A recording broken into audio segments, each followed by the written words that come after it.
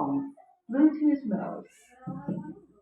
Alhamdulillah, pada kesempatan kali ini kita masih bisa berkumpul untuk melaksanakan diseminasi budaya positif TKPGRI 10 Probolinggo, dan saya ucapkan terima kasih kepada rekan guru, kepala sekolah dan wali murid atas kehadiran dan waktunya dalam mengikuti acara pada hari ini. Sebelum acara dimulai, alangkah baiknya kita isi dengan doa, harapan semoga kedepannya acara ini berjalan lancar dan bermanfaat untuk TKPGRI 10 Probolinggo. Kepada Ibu Yasin selaku wali murid, mohon doanya.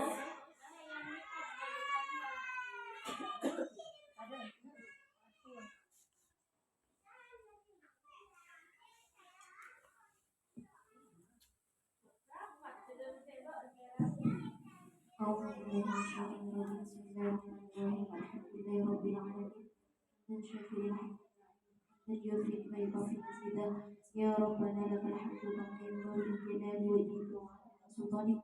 اللهم صل وسلم على سيدنا محمد في الاولين وصل وسلم على سيدنا محمد في الاخرين وصل وسلم على سيدنا محمد في النبيين وصل وسلم على سيدنا محمد في المرسلين وصل وسلم على سيدنا محمد في الملأ الاعلى الى يوم الدين. اللهم إنا نستغفرك ونستغفرك ديننا وأنفسنا وأهلنا وأولادنا وكل شيء أعطيتنا. اللهم اجعلنا في كنفك وأمنك وجوارك وعنابك من كل شيطان مريد وجبار عنيد ونبوي ومن شر كل شر وعلى كل شيء قدير. اللهم اجعلنا بالعافية والسلامة وفتنا بالتقوى والاستقامة وعنا من وجه على سمع الدعاء. اللهم اغفر لنا ولوالدنا ولأولادنا ولمشايخنا ولإخواننا في الدين ولأصحابنا وأحبابنا ولمن أحبنا فيك ولمن أحسن إلينا وللمؤمنين والمؤمنات والمسلمين والمسلمات يا رب العالمين. وارزقنا قبل المتابعة له ظاهرا وباطنا في عافية وسلامة برحمتك يا أرحم الراحمين. ربنا آتنا في الدنيا حسنة وفي الآخرة حسنة وقنا عذاب النار. وصلى الله على سيدنا محمد وعلى آله وصحبه وسلم. سبحان ربك رب العزة عما يصفون وسلام على المرسلين والحمد لله رب العالمين. ببركة الفاتحة. أعوذ بالله من الشيطان الرجيم. بسم الله الرحمن الرحيم. الحمد لله رب العالمين الرحمن الرحيم مالك يوم الدين. إياك نعبد وإياك نستعين. اهدنا الصراط المستقيم صراط الذين أنعمت عليهم غير المغضوب عليهم ولا الضالين.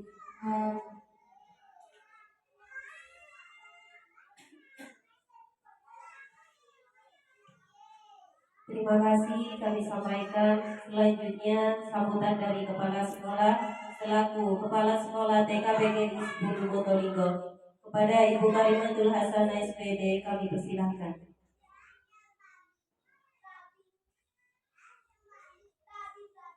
Assalamualaikum warahmatullahi wabarakatuh.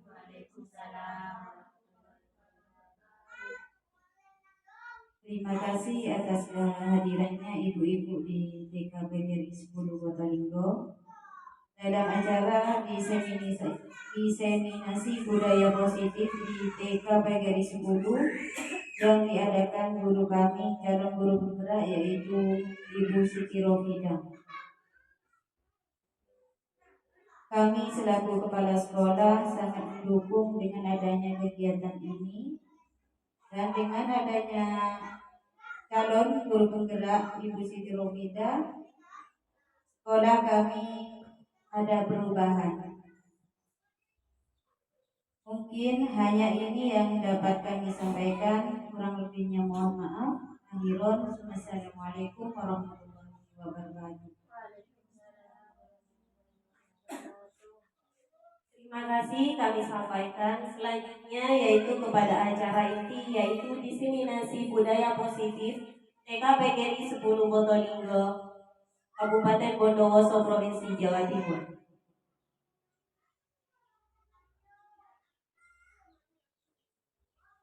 Pada acara diseminasi budaya positif, di sini Saya akan menyampaikan Bluetooth mode. di sini saya akan menyampaikan yaitu diseminasi. Apa sih diseminasi? Yaitu suatu komunikasi atau penyampaian kepada sebuah kelompok yang mana di sini ada guru, kepala sekolah, juga kami undang yaitu wali murid. Terima kasih Ibu atas waktunya untuk menyebarkan bisa mengikuti diseminasi budaya positif ini.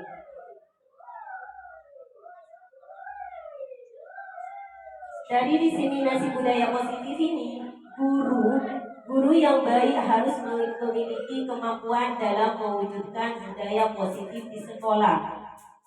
Budaya positif tersebut dapat diterapkan dengan konsep-konsep inti, meliputi disiplin positif dan nilai-nilai kebajikan. Yang kedua yaitu motivasi perilaku manusia. Yang ketiga, hukuman dan penghargaan. Yang keempat yaitu keyakinan kelas serta kebutuhan dasar manusia. Yang keenam yaitu restitusi. Disiplin positif. Kira-kira ada yang paham nggak? Tahu nggak disiplin positif seperti apa? Hadir tepat waktu. Positif dengan waktunya ya. Disiplin positif yaitu pendekatan disiplin yang mengajarkan tanggung jawab kepada anak-anak dan mengembangkan kesadaran diri berdasarkan nilai-nilai kebajikan. Tentang nilai-nilai kebajikan nanti saya akan paparkan selanjutnya ya. Selanjutnya, disiplin positif itu lebih berfokus pada disiplin internal yang memungkinkan murid mengontrol tindakan mereka sendiri. Artinya, disiplin positif itu, yang dimaksud disiplin positif itu, yang berpengaruh itu dari diri sendiri, maksudnya internal dari diri sendiri. Di mana disiplin positif itu disiplin bukan kita dapat dorongan, murid bukan karena paksaan atau tekanan dari orang tua, itu namanya eksternal. Jadi kalau disiplin positif yang melalui internal itu adalah apa? Kemauan diri dari diri sendiri yang dirasakan oleh anak tersebut. Adapun nilai-nilai kebajikan dari disiplin positif yaitu seperti halnya tanggung jawab dari berbagai hal. Kalau anak-anak yang misalkan ada pekerjaan, ada tugas yang harus diselesaikan di sekolah, anak itu mau tanggung jawab dari apa yang sudah menjadi tugasnya, seperti itu. Keselamatan, contohnya keselamatan misalkan ke sekolah nggak pakai sendal, misalkan nggak pakai sendal ya. Nah itu kan apa? Anak itu harus punya motivasi sendiri, harus punya motivasi intrinsik untuk nanti kalau nggak pakai sendal, saya kaki kena cocok aku gitu ya. Itu adalah nilai-nilai kebajikan dari disiplin positif. Selanjutnya yaitu kebersihan, kesehatan, tenggang rasa, empati, kepedulian, serta menghargai orang lain. Itu adalah dari disiplin positif. Selanjutnya yang kedua yaitu motivasi perilaku manusia. Seperti barusan yang saya sampaikan yaitu motivasi perilaku manusia yaitu ada 3. Yang pertama itu menghindari ketidaknyamanan atau hukuman. Motivasi perilaku manusia yang pertama untuk menghindari ketidaknyamanan atau hukuman. Ini adalah tingkat terendah dari motivasi perilaku manusia. Biasanya orang yang motivasi perilakunya untuk menghindari hukuman atau ketidaknyamanan itu termasuk dari motivasi perilaku manusia. Dari untuk menghindari ketidaknyamanan atau hukuman itu biasanya muncul dalam hati kata-kata apa yang akan terjadi apabila saya tidak melakukan. Misalkan ada sebuah lomba, terus anak itu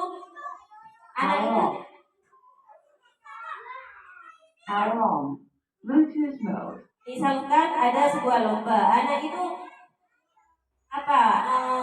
mau mengikuti lomba itu cuma karena tekanan atau paksaan dari orang tua. Jadinya muncul dalam hati, apa sih nanti yang saya dapatkan ikut lomba itu? Itu namanya motivasi eksternal. Jadi pengaruh dari luar yang mempengaruhi dirinya itu ikut karena terpaksa. Seperti itu ya ibu-ibu. Selanjutnya yaitu yang kedua, untuk mendapatkan imbalan atau penghargaan dari orang lain. Motivasi ini satu tingkatan di atas motivasi yang pertama. Di sini biasanya orang berperilaku untuk mendapatkan imbalan atau penghargaan dari orang lain. Kayak anak mau ikut lomba, biasanya itu selain dari tekanan, maksudnya paksaan dari orang tua atau misalkan dari guru, itu karena pengen dapat imbalan, bukan karena misalkan mau menambah wawasan, kayak lomba pidato. Misalkan lomba pidato, kan kalau lomba pidato harus hafal teks. Anak itu sebenarnya mungkin dalam dirinya tidak mau ikut gitu, tapi karena orang tua, ada orang tua seperti itu menekan anaknya untuk ikut lomba. Apa karena dari motivasi dirinya sendiri si anak itu, apa karena motivasi orang tuanya untuk anaknya dapat hadiah? Mungkin 50-50 ya. Ada yang karena biar anakku biar punya pengalaman. Pertama, kedua, biar anakku dapat juara. Biar anakku lebih menyaingi dari si A, misalkan gitu ya. Itu adalah motivasi yang penuh pengen mendapatkan imbalan saja gitu, bukan motivasi internal dari dirinya sendiri yang muncul. Kalau mungkin dari dirinya sendiri gitu kan, ikut lomba karena pengen tahu aja pengalaman, menang nggak menang terserah ya, itu kan namanya motivasi internal, motivasinya diri sendiri. Meskipun menang nggak menang terserah gitu, yang penting ikut gitu ya. Itu adalah motivasi internal kalau secara motivasi intrinsik dari dirinya sendiri.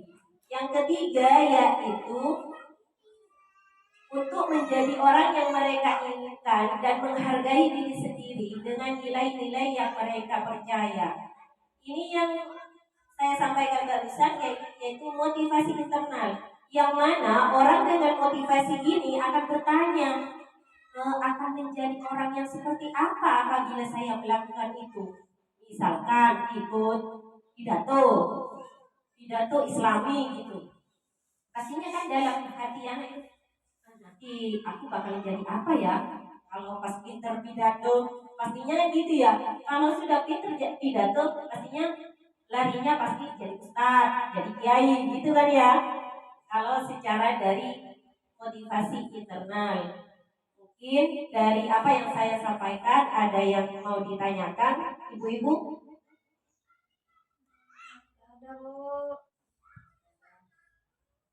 Tidak ada ya.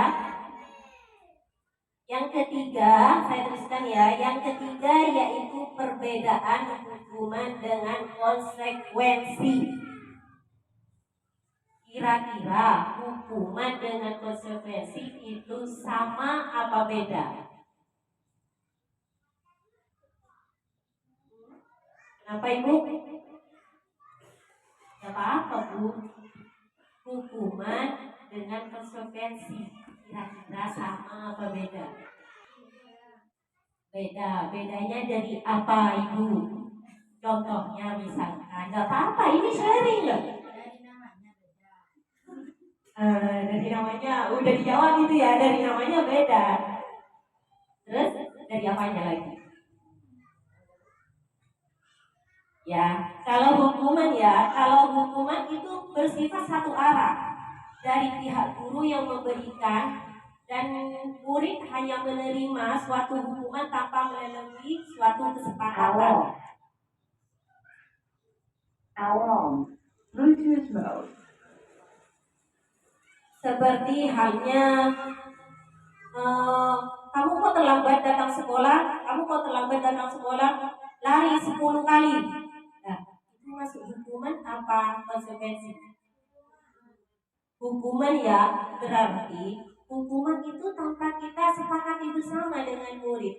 Kalau konsekuensi itu sudah terancana atau sudah disepakati antara hukuman dengan konsekuensi, itu agak sama tapi beda gitu. Kalau hukuman tanpa kita sepakati bersama dengan murid, kalau konsekuensi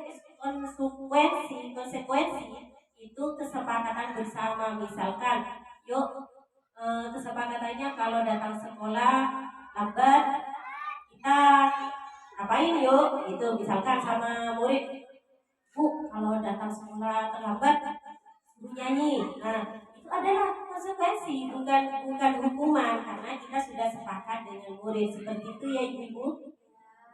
Mungkin ada yang mau ditanyakan tentang perbedaan hukuman dengan konsekuensi.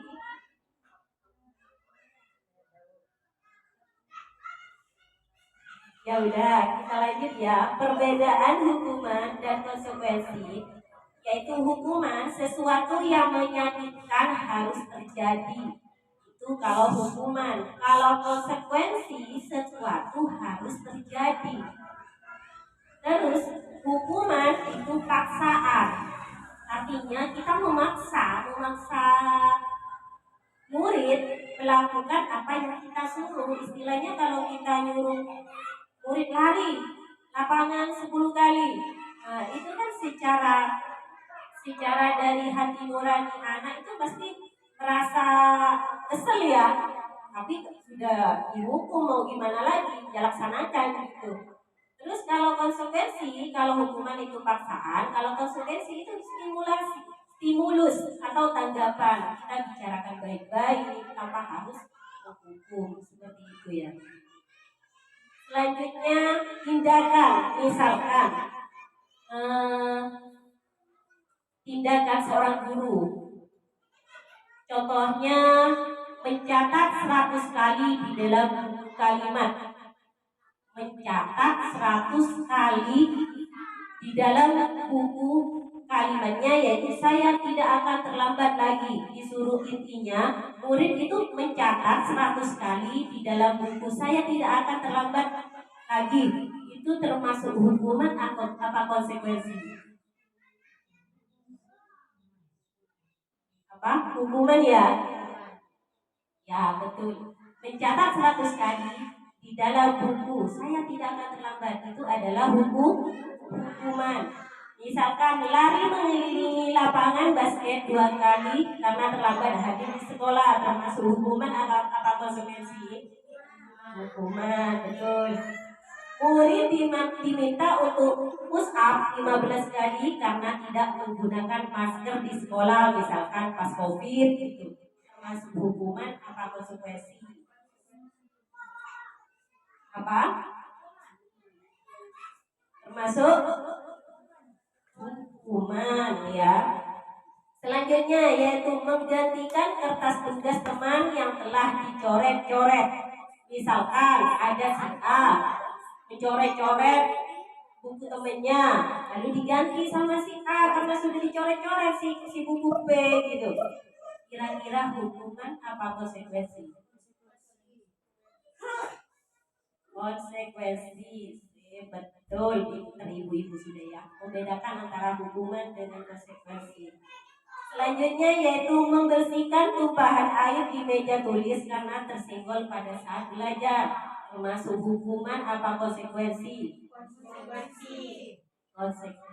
Pinter ibu-ibu sudah ya, membedakan perbedaan hukuman dengan konsekuensi. Selanjutnya, murid disuruh untuk mengenakan sepatu seharian di sekolah. Karena murid disuruh untuk mengenakan mengenakan sepatu seharian di sekolah karena tidak mengenakan sepatu hitam. Hukuman apa konsekuensi? Hukuman. Terus yang selanjutnya, lari mengelilingi lapangan basket 2 kali karena terlambat 10 menit untuk pelajaran olahraga. Awal. Termasuk hukuman apa konsekuensi? Hukuman. Apa? Hukuman. Hukuman. Apa? Hukuman apa konsekuensi? Hukuman. Ya.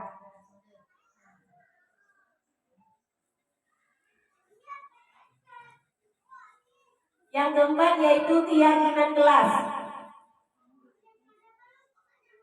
Kayaknya jenuh ya. Speaking dulu yuk. Biar gak jenuh, ya. Yuk speaking dulu yuk. Siapa yang mau mimpin speaking? Speaking, tepuk-tepuk gitu. Yuk, siapa yang mau mimpin speaking yuk? Apa yuk? Ibu saudara ya. Speaking bu. Biar ibu-ibu ini semangat bu. Itu speaking. Tepuk-tepuk kayak anak-anak itu bu.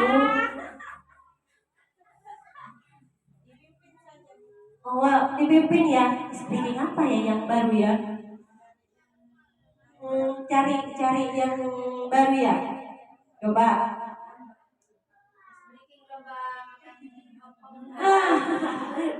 Speaking lomba makan hotdog. Coba speaking dulu biar gak ngantuk ibu-ibu ya.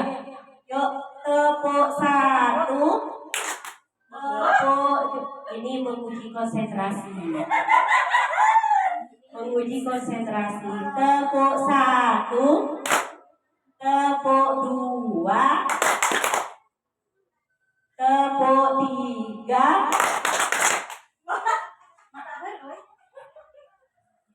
Gimana kok tak konsentrasi?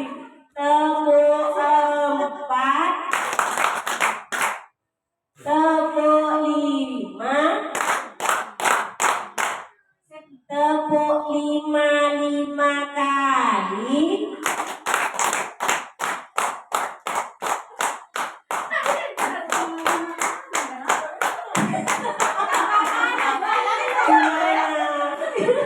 Yuk, tepuk satu. Tepuk dua. Tepuk tiga. Tepuk empat. 1, 2, 3, 4. Tepuk 5. 1, 2, 3, 4, 5. Udah ya. Tepuk 5 kali. Ini ya. Coba lagi. Tepuk 5.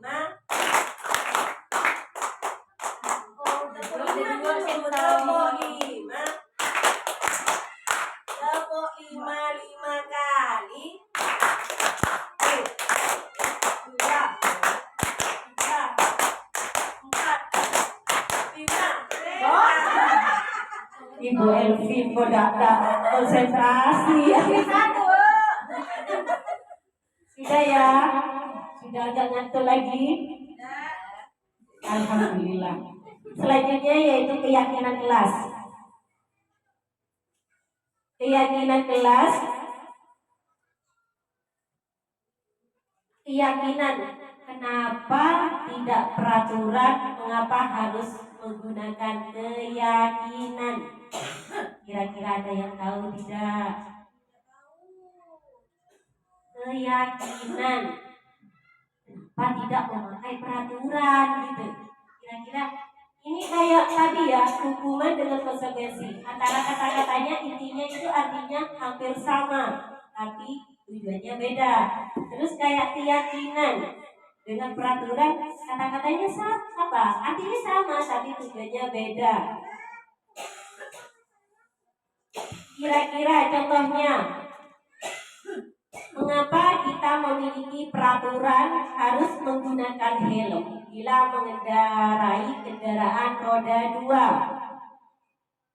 Dari kita kembali lagi ke depan, dari apa yang kita pelajari barusan tentang nilai-nilai kebajikan, Mengapa kita memiliki peraturan harus menggunakan helm bila mengendarai kendaraan roda 2? Itu kemungkinan jawabannya adalah nilai kebajikan apa? Nilai kebajikan seperti yang sebelumnya saya sampaikan, nilai kebajikan itu kan ada tanggung jawab, keselamatan, kebersihan, Bluetooth mode. seperti kepedulian, itu adalah nilai-nilai kebajikan. Seperti halnya yang barusan, mengapa kita memiliki peraturan harus menggunakan helm bila mengendarai kendaraan? Itu termasuk nilai kebajikan, keselamatan. Itu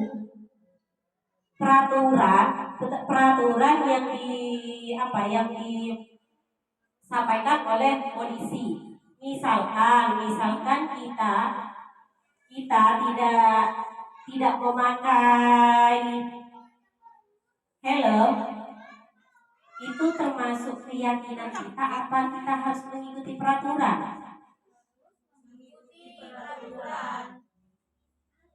Karena kenapa kita harus mengikuti aturan?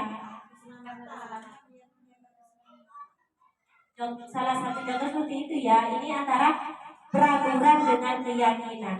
Kalau memakai helm itu sudah peraturan dari polisi. Kita sebagai pengendara, kita itu mempunyai keyakinan untuk keselamatan apa kita mematuhi peraturan? Yang mana? Gimana? Itu udah banyak, Bu. Gimana ayo? Kita ngikuti peraturan apa kita Keselamatan, Bu. karena keyakinan? Iya, keyakinan. Gimana? Apanya? Keselamatan, boleh selamat itu. Peraturan keselamatan, peraturan itu.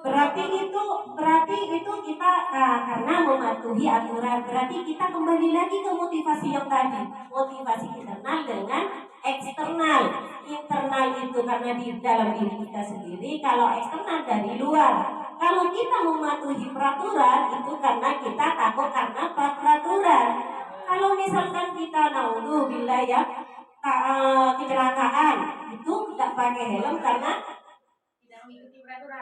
tidak ikuti peraturan terus karena bukan motivasi internalnya, tidak ada rasa keyakinan, ya kita tidak yakin. Biar meskipun aturannya disuruh pakai helm, tapi saya malas pakai helm. Nah itu kan karena apa ya? Kenapa? Karena nggak punya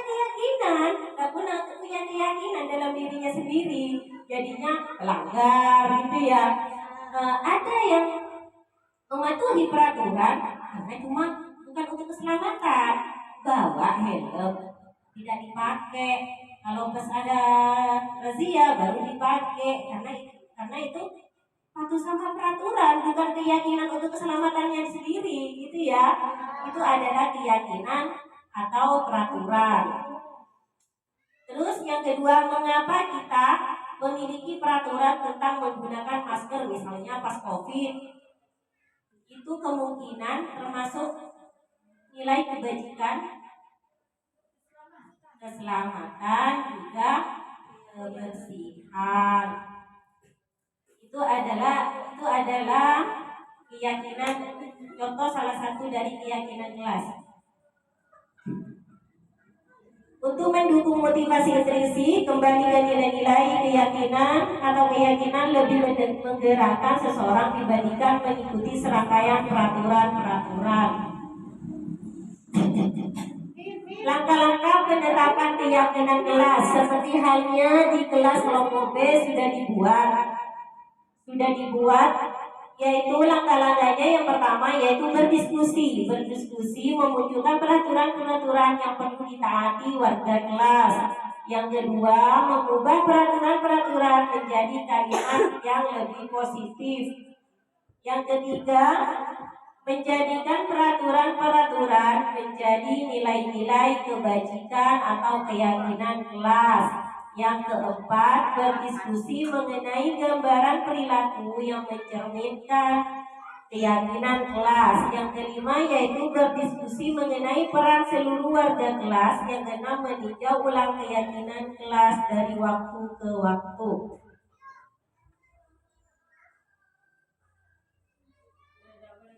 How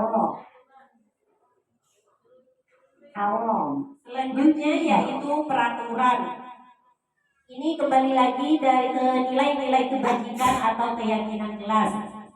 Misalkan selalu kembalikan buku ke tempatnya, itu termasuk nilai kebajikan.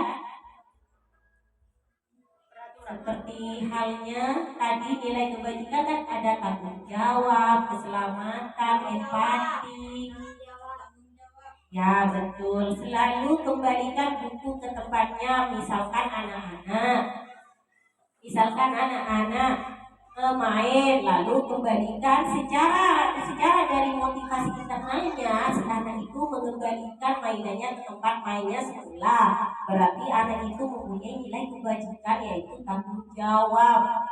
Ada anak-anak yang tidak mengembalikan mainannya ke tempat semula? Ada, berarti si anak itu sebelum mempunyai motivasi intrinsik, motivasi internal, perlu soro gitu ya. Terus selanjutnya dilarang mengganggu orang lain, termasuk nilai kebajikan. Seperti tadi sebelumnya kan sudah disampaikan nilai kebajikan seperti halnya keselamatan, kesehatan, tanggung jawab, empati, tegar rasa. Kalau dilarang mengganggu orang lain, termasuk nilai kebajikan.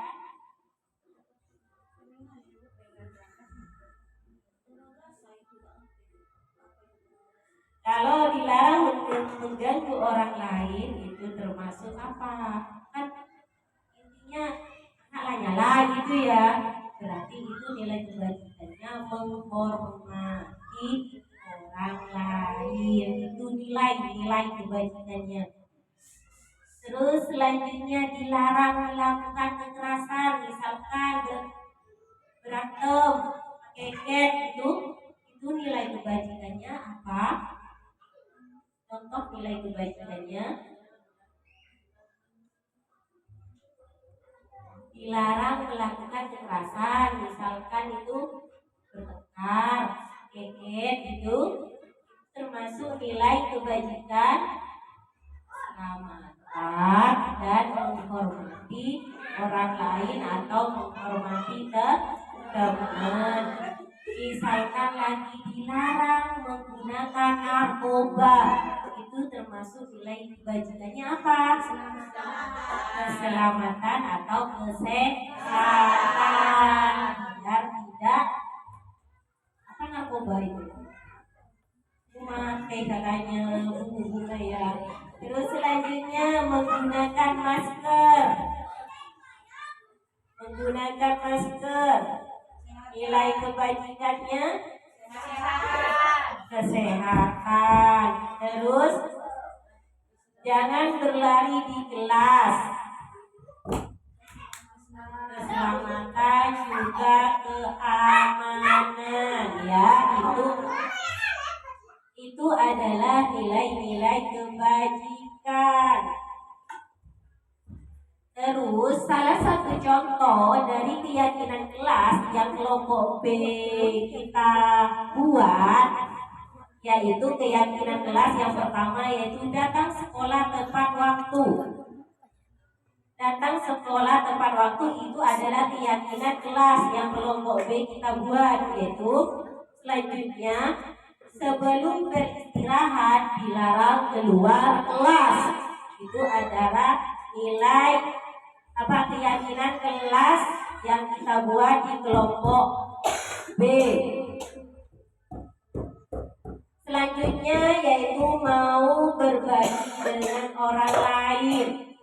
Kemarin sudah disampaikan ke anak-anak nilai keyakinan kelas di kelompok B yaitu sudah kami perlihatkan kepada anak-anak tentang keyakinan kelas yaitu juga menjaga kebersihan kelas. Contohnya misalkan pas selesai kegiatan banyak kertas atau media-media yang berserakan itu harus dibersihkan.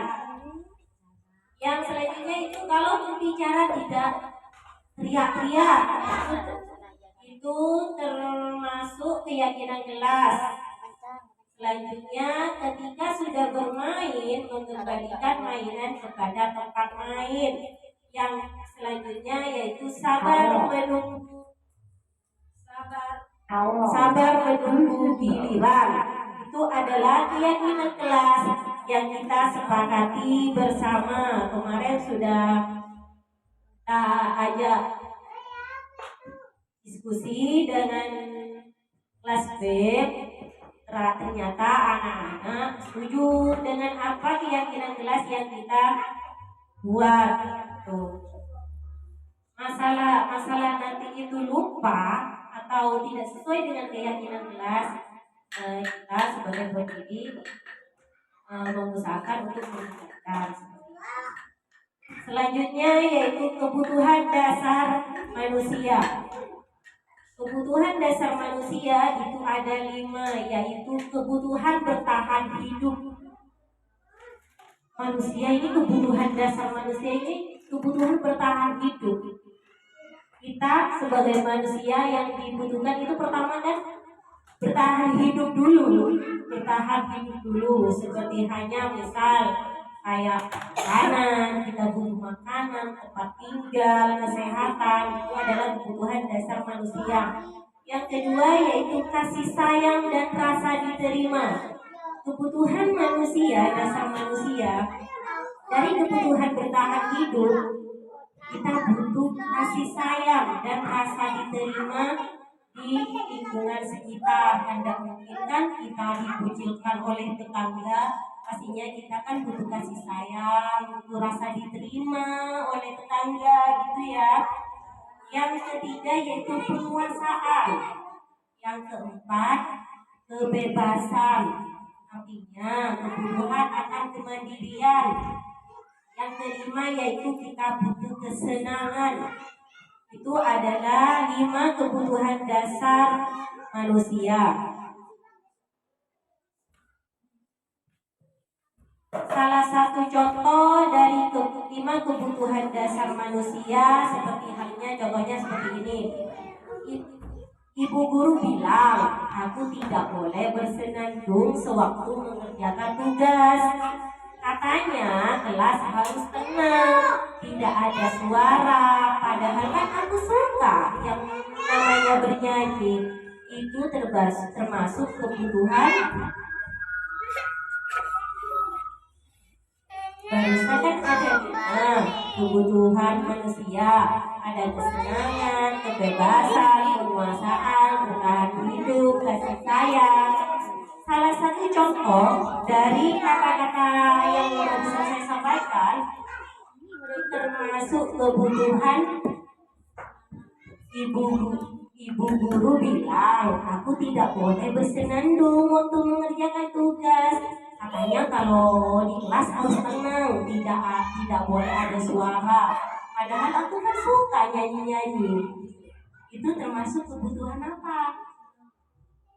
Kesenangan. Mungkin karena hobinya ya jadinya nulis, bersenandung, nyanyi-nyanyi. Ya, apalagi nyanyi yang viral-viral itu pastinya anak-anak cekak itu ya. Terus selanjutnya contoh ibu guru tidak menyapa aku hari ini, padahal aku pakai jepit rambut baru. Kira-kira kebutuhan apa itu ya? Ibu guru tidak menyapa aku hari ini, padahal aku pakai jepit baru loh. Gitu.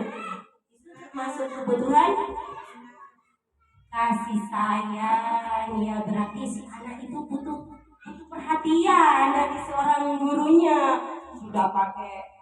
Kalau kita tanyakan, tapi anak bilang ya Bu guru saya ini pakai sepatu baru Bu. Terus misalkan pakai gendong Bu. Ini biasanya Dina itu biasanya. Sombong amat. Ya biasanya Dina gitu. Bersih.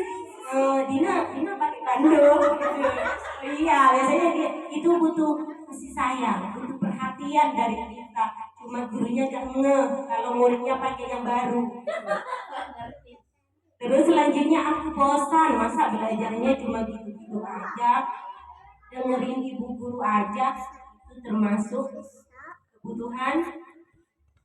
Aku bosan mau belajar, cuma itu aja. Jadi misalkan anak-anak tuh diajarin berhitung, aku bosan diajarin berhitung terus sama Bu Siti gitu misalkan. Jadinya anak itu butuh kebutuhan apa?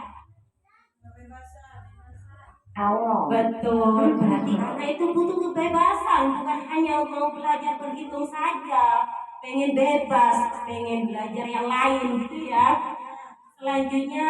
Contoh selanjutnya, aku sebel gambarku tidak rapi, malah ibu guru nunjukin ke teman-temanku di depan kelas. Nah, itu termasuk kebutuhan penguasaan.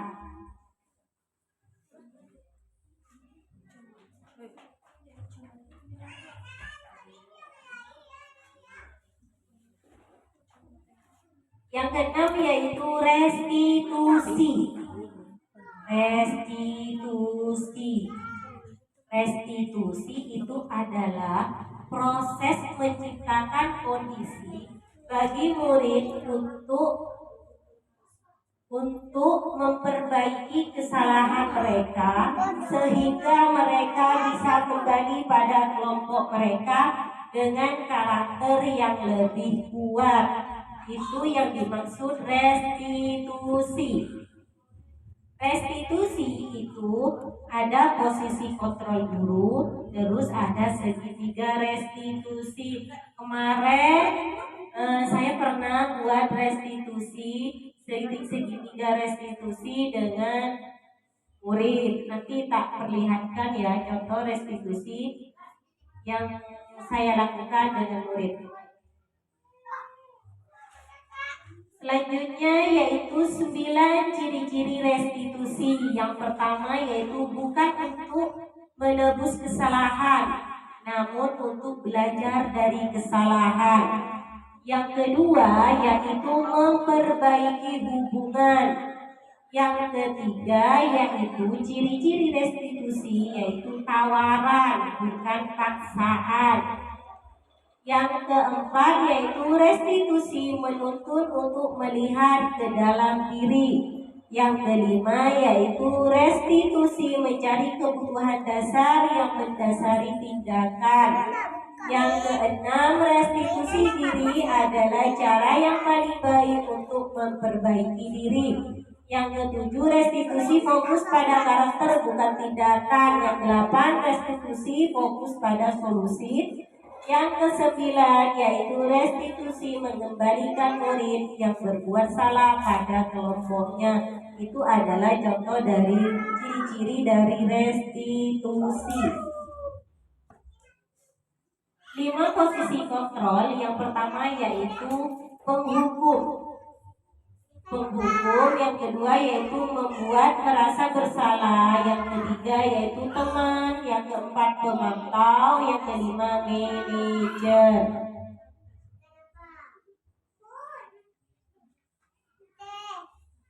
Selanjutnya yaitu segitiga restitusi. Segitiga restitusi adalah suatu proses diskusi yang dijalankan guru atau orang tua agar dapat menghasilkan murid yang mandiri dan bertanggung jawab.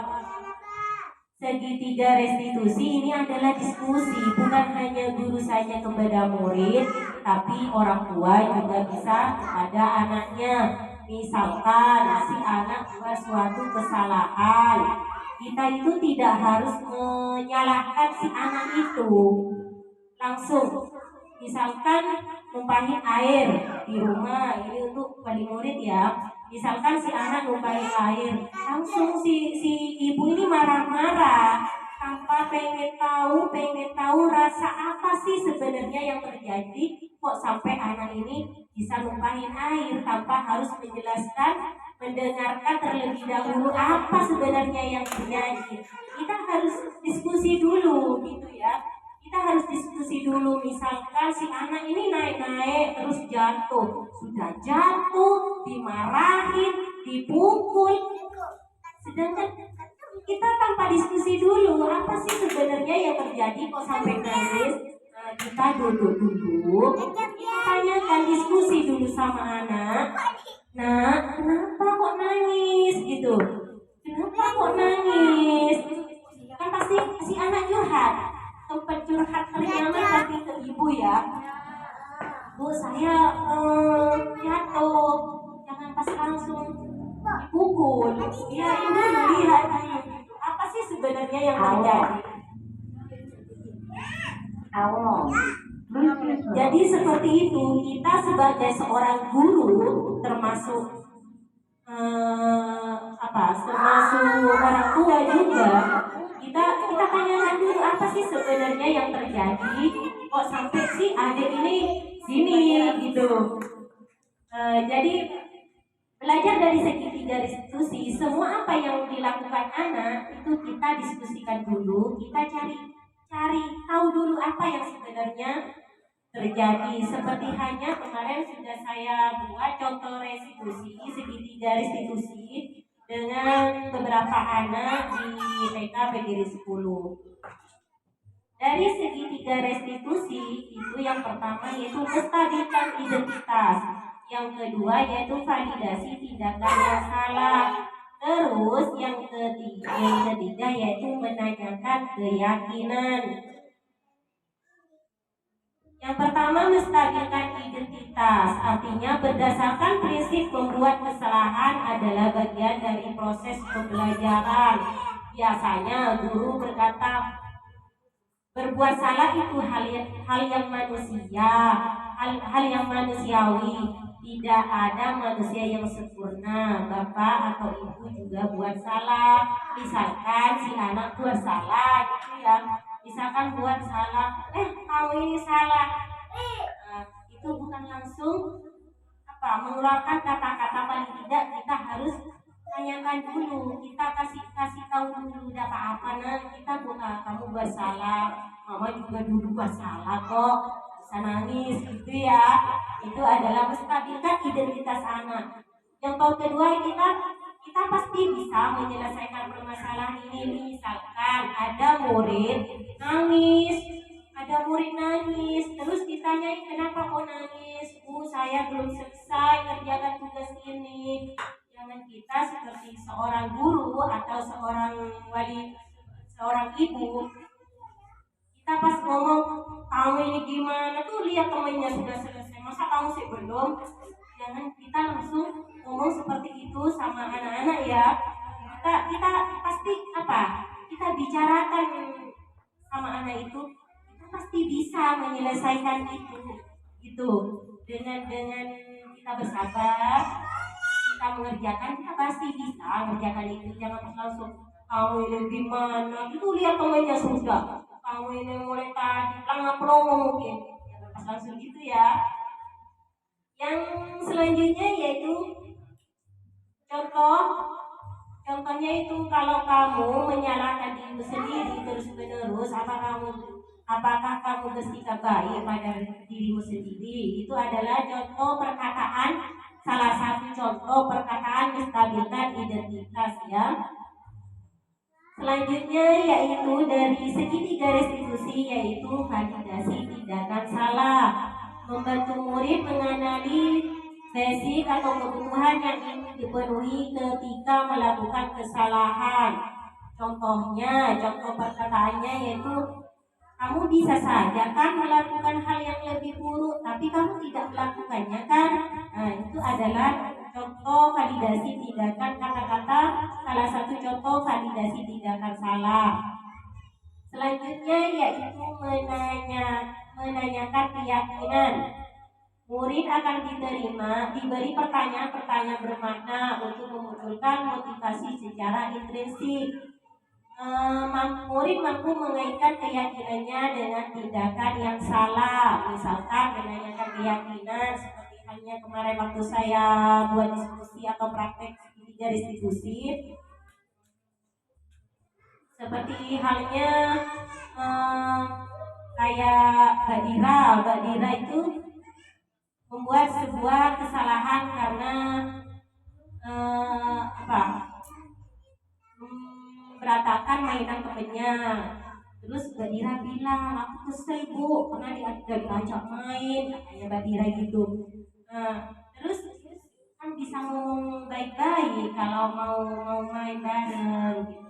Terus kalau seandainya pas mainannya berantakan, kira-kira Mbak Dira masih ingat dan keyakinan kelas kita, kan kembali lagi dari keyakinan kelas kita yang tadi, yaitu mengembalikan mainan ke tempat main kalau sudah bermain, ya intinya gitu. Jadinya itu menanyakan keyakinan, yaitu murid akan diberikan pertanyaan. Murid akan diberikan pertanyaan-pertanyaan bermakna untuk memunculkan motivasi secara intrinsik. Contoh-contoh kasus seperti halnya Dina sedang duduk dengan Zahro sambil minum minumannya. Tiba-tiba minuman Zahro kesenggol oleh Dina sehingga minuman Zahro tumpah. Dina pergi saja setelah melihat minuman Zahro tumpah tanpa menghiraukan Zahro yang sedang menangis. Ini adalah contoh kasus yang saya buat dengan peserta didik. Ini contoh kasusnya.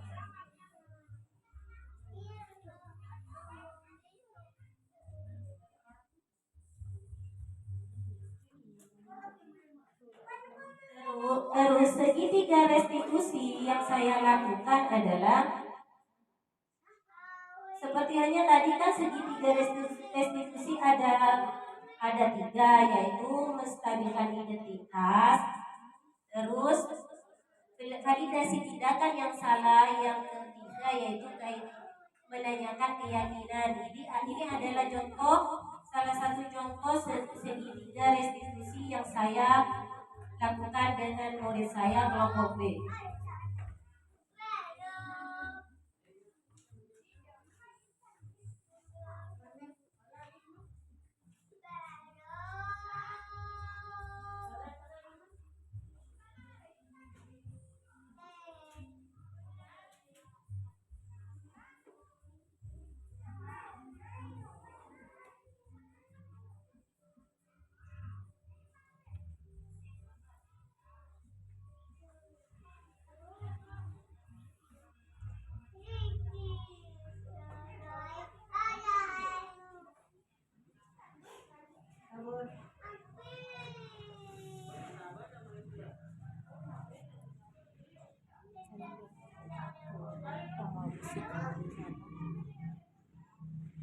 Ini adalah salah satu contoh segitiga restitusi ya.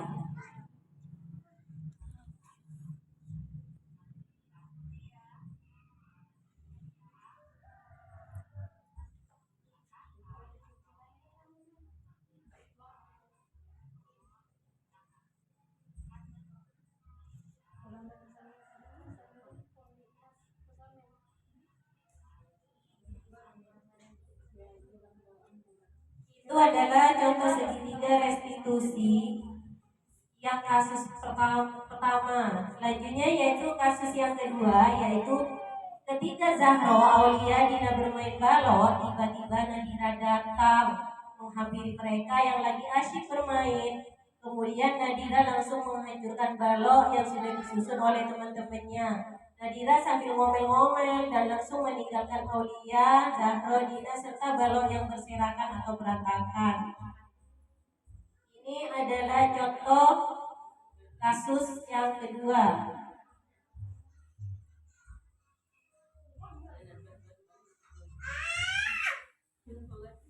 Itu adalah contoh kasus yang kedua. Selanjutnya yaitu segitiga restitusi yang saya lakukan dengan Nadira, yaitu seperti ini.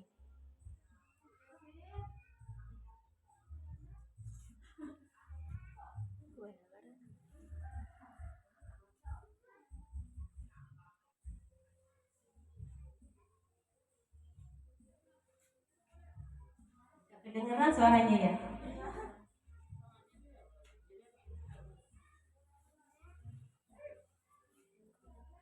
Ini intinya apa? Dari percakapan ini yaitu ada menstabilkan identitas terlebih dahulu. Selanjutnya yaitu tindakan validasi tindakan yang salah.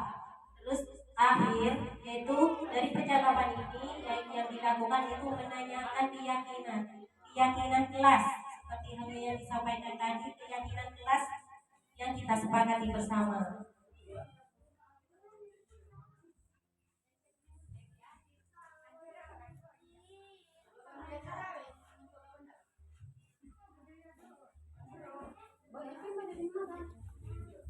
Nah, itu adalah contoh dari diskusi.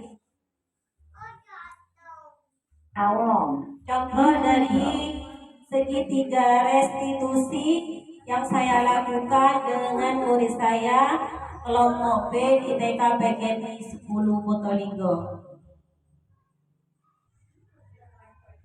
Mungkin dari apa yang saya sampaikan ada yang mau ditanyakan. Dari semua apa yang saya paparkan dari awal tentang disiplin positif, dari motivasi perilaku manusia, terus apalagi keyakinan kelas, terus kebutuhan dasar manusia, restitusi, mungkin ada yang mau sharing gitu Bu, mau ditanyakan misalkan apa?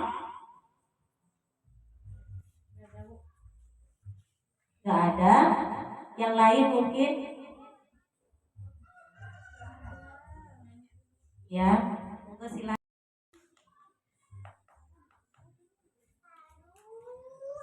Assalamualaikum warahmatullahi wabarakatuh. Waalaikumsalam warahmatullahi wabarakatuh. Mohon penjelasannya yang restitusi kurang paham.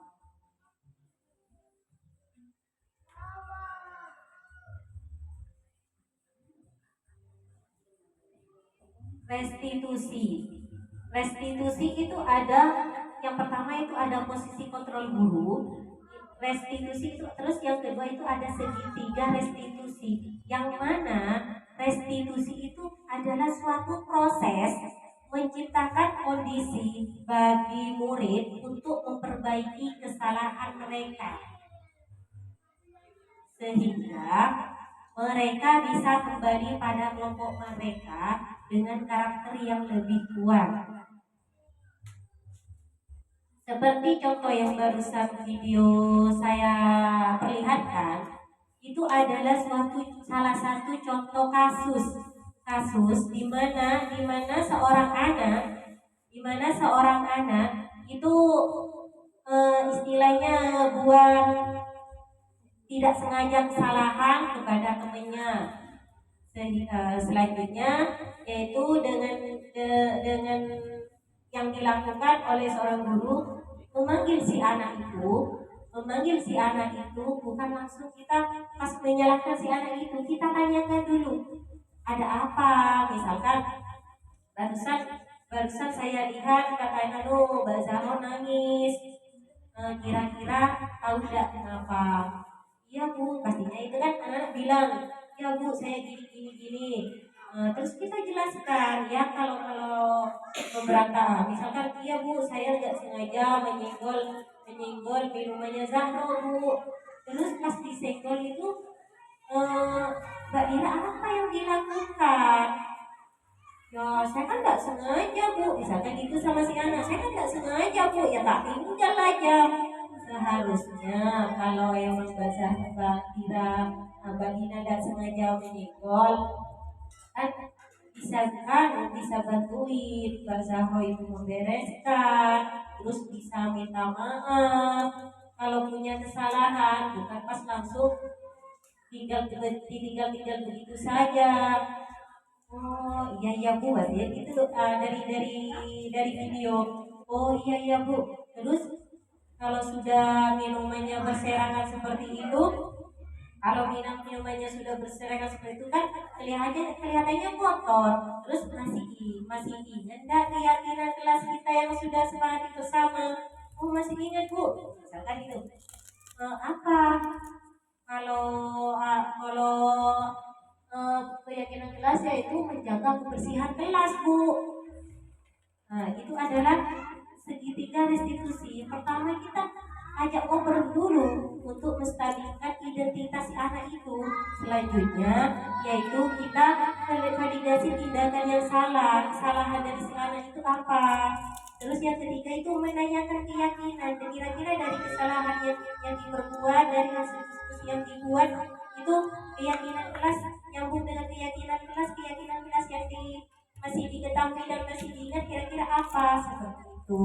Intinya itu restitusi dalam suatu kasus itu anak diajak diskusi terlebih dahulu yang perlu kita sampaikan atau kita ucapkan kepada anak tersebut. Seperti itu salah satu contoh restitusi.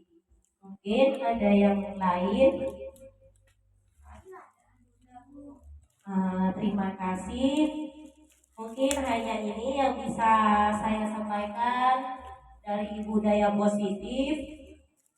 Semoga apa yang saya sampaikan bermanfaat untuk kita semua sebagai pendidik dan juga bermanfaat untuk wali murid tentang apa yang saya sampaikan dari presentasi budaya positif ini. Kalau sudah tidak ada yang ditanyakan, kurang lebihnya mohon maaf. Wassalamualaikum warahmatullahi wabarakatuh.